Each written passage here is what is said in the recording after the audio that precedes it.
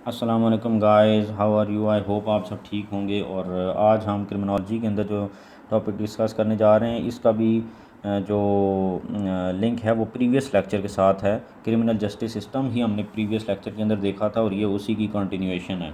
तो इसके अंदर आज हम देखेंगे प्रोबेशन एंड पे रोल, कि प्रोबेशन और पे रोल क्या होता है। तो बेसिकली ये जो दो चीज़ें हैं, ये क्या है कि ये करेक्शंस हम इनको बोलते हैं।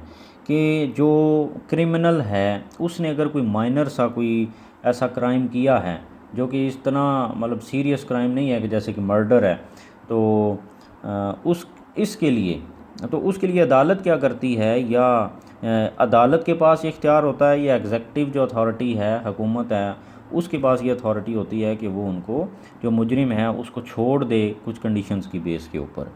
तो इसके बहुत सारे फ़ायदे भी हैं। तो हम देखते हैं कि ये क्या है, करेक्शन क्या है, एन अल्टरनेटिव ऑफ ट्रायल, कि ट्रायल होने के बजाय अदालत या एग्जेक्टिव पावर जो है वो उसको मुजरिम को छोड़ दे, ताकि उसको मतलब एक चांस दिया जाए, या वार्निंग होती है एक तरह की ये, कि इस दफ़ा हम तुम्हें छोड़ रहे हैं और नेक्स्ट टाइम अगर तुमने ऐसे किया तो तुम्हारे साथ जो है वो कानूनी तौर पर देखा जाएगा और तुम्हें सज़ा दी जाएगी। तो सबसे पहले हम देखते हैं कि प्रोबेशन और पे रोल क्या है। मैंने इन दोनों को कंपैरिजन इनका बनाकर समझाने की कोशिश की है, ताकि एक पढ़ें तो दोनों समझ आ जाएं और फिर दोनों भूलें भी ना। तो इसमें प्रोबेशन क्या है? प्रोबेशन बेसिकली एक जुडिशल एक्शन है।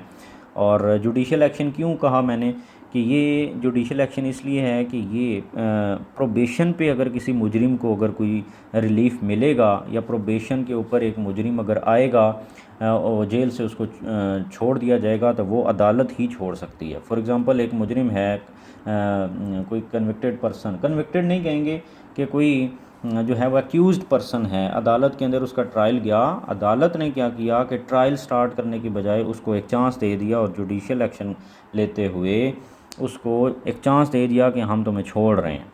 बट कुछ कंडीशंस हैं, वो नीचे हम देखेंगे।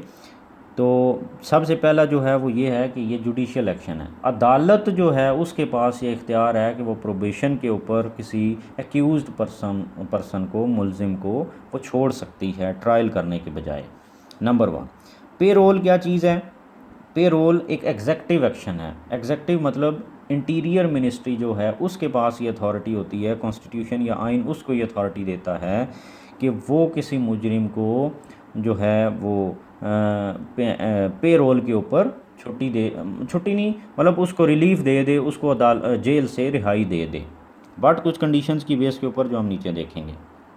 Number two, guaranteed to first time offender. अब कंडीशन ये है कि प्रोबेशन के ऊपर रिलीफ उस बंदे को मिल सकता है। मतलब एक बंदा है जिसको अदालत देना चाहती है रिलीफ, उसको जेल में नहीं डालना चाहती, और अदालत चाहती है कि हम इसको वार्निंग दें और चांस दे दें और इसको छोड़ दें, ताकि ये इसकी जान छूट जाए जेल से। बट वो कंडीशन क्या है कि वो फर्स्ट टाइम ऑफेंडर हो, उसने पहली दफ़ा कोई जो है वो जुर्म किया है। तो अब अदालत जो है ना, इस कंडीशन को देखते हुए कि ये पहली दफ़ा जुर्म करने वाला बंदा है, तो उसको वो अदालत रिलीफ दे सकती है, उसको छोड़ सकती है। तो फर्स्ट टाइम ऑफेंडर होना उसका ज़रूरी है इसको प्रोबेशन को के ऊपर रिलीफ हासिल करने के लिए। नंबर टू, इधर पे रोल में क्या है, आल्सो फर्स्ट टाइम ऑफेंडर। पे रोल भी उसी को मिलेगा जो फर्स्ट टाइम ऑफेंडर है। ऐसा नहीं है कि हर 6 महीने बाद एक बंदा जेल में पहुंचा हो कोई जुर्म करके, और फिर वो पे रोल और प्रोबेशन और पे रोल पे हर दफ़ा उसको रिलीफ मिल जाए, ऐसा नहीं होगा। फर्स्ट टाइम जिसने कोई काम किया गलत तो उसको रिलीफ मिलेगा। Number three, before conviction. अब इसमें क्या है कि कन्विक्ट नहीं किया जाता उसको, मतलब जेल नहीं भेजा जाता। ऐसा नहीं है कि वो जेल में चला गया और फिर किसी बंदे ने अपील की और वो कि हमें प्रोबेशन पे मेरे भाई को या किसी को मुजरिम को छोड़ दिया जाए, तो ऐसा नहीं होता। कन्विक्शन से पहले ही अदालत खुद ही उसको अगर रिलीफ देना चाहे तो दे सकती है, और अगर नहीं देना चाहे तो वो उसकी अथॉरिटी है। तो कन्विक्ट करती भी नहीं है अदालत जब वो देखे कि ये इसका माइनर सा जुर्म है, और हमें चाहिए मैं मतलब जज ये सोचे कि मैं इसको छोड़ सकता हूँ, तो वो छोड़ सकती है। कन्विक्ट करने की ज़रूरत नहीं होती फिर वहाँ पर। Number three, after conviction. But इसमें क्या है कि इसमें कन्विक्टेड पर्सन को मिलता है ये, कि ऐसा नहीं है कि अभी कन्विक्ट हुआ ही नहीं है और उसको पे रोल पे छोड़ दिया जाए। ये कन्विक्टेड बंदे को होती है कि वो उसका जो फ़र्द जुर्म है वो पता चल गया है कि ये मुजरिम बन चुका है, मुलजिम से वो मुजरिम हो गया, उसके ऊपर प्रूव हो गया कि इसने ये जुर्म किया है। तो बट अब वो सज़ा काट रहा है। फॉर एग्ज़ाम्पल एक बंदे ने कोई गुनाह किया, उसको अदालत ने सज़ा दे दी 10 साल की, तो अब वो 2 साल 4 साल 6 साल 9 साल काट चुका है। तो ऐसा ही बंदे को जो जब छोड़ा जाएगा और एग्जेक्टिव अथॉरिटी छोड़ेगी तो उसको हम पे रोल बोलेंगे। तो दोनों में फ़र्क क्या कि ये कन्विक्शन से पहले इसको छोड़ दिया जाता है और इसको कन्विक्शन के बाद। अब इसमें नंबर 4 क्या है, सेंटेंस इज़ नॉट सर्व। इसमें सेंटेंस मतलब सज़ा नहीं काटी जाती, इसमें बिल्कुल भी नहीं, जेल में वो जाता ही नहीं है। इधर क्या होता है कि एक बंदा फॉर एग्ज़ाम्पल उसको 9 साल सज़ा हो गई, तो 9 साल वाले को या 3 साल सज़ा हो गई, तो 3 साल वाले को क्या होगा कि वो 2 साल काट चुका है। अब 1 साल जब उसकी सज़ा रह गई है तो फिर वो अप्लाई कर सकता है एग्जेक्टिव अथॉरिटी के पास पे रोल के लिए। तो एग्जेक्टिव अथॉरिटी उसको छोड़ देगी कि 1/3 जब तक वो सज़ा सर्व नहीं कर लेगा उससे पहले पहले उसको पे रोल पे नहीं छोड़ा जा सकता। या 9 साल है तो 6 साल अगर काट चुका है, 3 साल रह गई है, तो 3 साल जो है ना वो फिर ये होगा कि वो अदालत जो है वो एग्जेक्टिव अथॉरिटी जो इंटीरियर मिनिस्ट्री है उसके पास ये अथॉरिटी है, तो इंटीरियर मिनिस्ट्री उसको छोड़ सकती है 6 साल की सज़ा काटने के बाद। तो ये जो है ना ये दूसरी कंडीशंस हैं, ये सारी कंडीशंस हैं। तो ये इन दोनों के दरमियान आपको फ़र्क भी समझ आ रहा होगा और ये याद भी रहेंगे। नंबर 5 पे क्या, ये टाइम बाउंड है। टाइम बाउंड का मतलब ये कि इस और ये है कि इसको इस बंदे को छोड़ दिया जाता है जो मुजरिम होता है कम्युनिटी के अंदर, कि तुम जा सकते हो। जज उसको कहता है कि ठीक है तुम जा सकते हो अगर वो ये कंडीशनें फुलफ़िल होती हैं। तो फिर क्या होता है कि वो उसको छोड़ दिया जाता है उसके अंदर। लेकिन क्या होता है कि कुछ टाइम के लिए उसको देखा जाता है कि क्या वो दोबारा ऐसे गलत कामों के अंदर इन्वॉल्व तो नहीं है। तो कुछ टाइम है जिसके अंदर प्रॉपर उसकी जो है इंटरोगेशन, या आप ये कह लें कि उसको चेक किया जाता है कि वो नॉर्मल लाइफ की तरफ गया है या दोबारा गलत कामों में इन्वॉल्व है। इधर भी टाइम बाउंड है। टाइम बाउंड कैसे कि ये 1/3 सज़ा काटेगा उसके बाद जो है वो जाएगा। तो इस तरीके से ये टाइम बाउंड हो गया।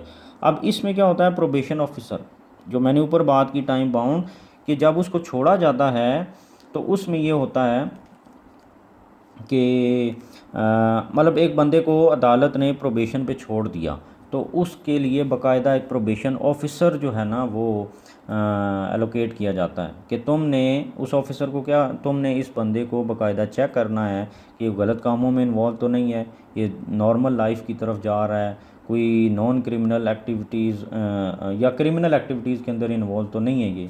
तो वो प्रोबेशन ऑफिसर जो होता है बाकायदा उसको चेक करके फिर वो रिपोर्ट बार बार जो है वो जमा करा रहा होता है अदालत में। तो ये प्रोबेशन ऑफिसर होता है। इसमें प्रोबेशन ऑफिसर नहीं होता, बट ये होता है कि इसने रेगुलर अटेंडेंस लगानी होती है जहाँ पर अदालत गए, चाहे वो पुलिस स्टेशन में लगा रहा है या अदालत में लगाएगा, जहाँ पर भी लगाएगा तो इसकी रेगुलर अटेंडेंस होना बहुत ज़रूरी है।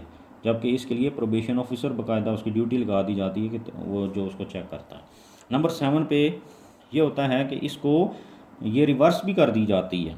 प्रोबेशन पे अगर एक बंदे को छोड़ा है अदालत ने तो वो उसको रिवर्स भी कर सकती है। और रिवर्स कैसे करेगी कि एक बंदा जिसको प्रोबेशन पे छोड़ा है और वो जाकर दोबारा गलत कामों में लग गया है और वो क्रिमिनल एक्टिविटीज़ के अंदर इन्वॉल्व है और प्रोबेशन ऑफिसर जो था उसने रिपोर्ट जमा कराई कि ये बंदा फिर दोबारा से वही काम कर रहा है, तो उसकी बेस के ऊपर अदालत इसकी ये जो प्रोबेशन थी उसको ख़त्म करके दोबारा उसको ट्रायल उसका स्टार्ट करके उसको कन्विक्ट कर सकती है। तो ये भी है। और ये जिस तरह इसको छोड़ा अदालत ने था तो इसी तरीके से उसको रिवोकेट या रिवर्स करना भी ये जो अथॉरिटी है ये अदालत के पास ही है। तो इधर जो है एग्जेक्टिव के पास ये रिस्पॉन्सिबिलिटी है कि अगर एक बंदे को छोड़ा गया, 9 साल उसकी सज़ा थी, 6 साल काट के 3 साल रहती थी तो उसको छोड़ दिया गया, तो अब अगर वो दोबारा ऐसे गलत कामों में इन्वॉल्व हो गया या कोई उसने ऐसा काम कर दिया तो उसमें क्या होगा, जो अनलॉफुल था तो उसमें ये होगा कि एग्जेक्टिव अथॉरिटी इंटीरियर मिनिस्ट्री के पास ये अथॉरिटी है कि वो दोबारा उसको रिवोकेट कर दे और वो दोबारा उसको जेल में डाल दे। तो ये बड़ी आसान चीज़ें हैं। आई होप आपको समझ आ गई होगी और ये एक इम्पॉर्टेंट टॉपिक है, आपने इसको लाजमी समझना है। Thank you very much.